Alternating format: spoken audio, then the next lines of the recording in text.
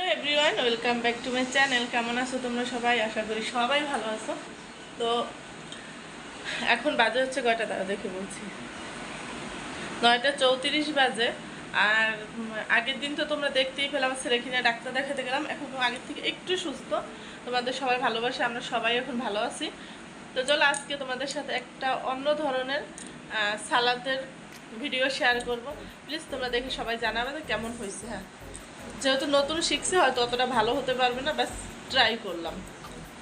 ওকে, পুরো ভিডিওটা দেখতে থাকো, আশা করি তোমাদের ভালো লাগবে। টাটা।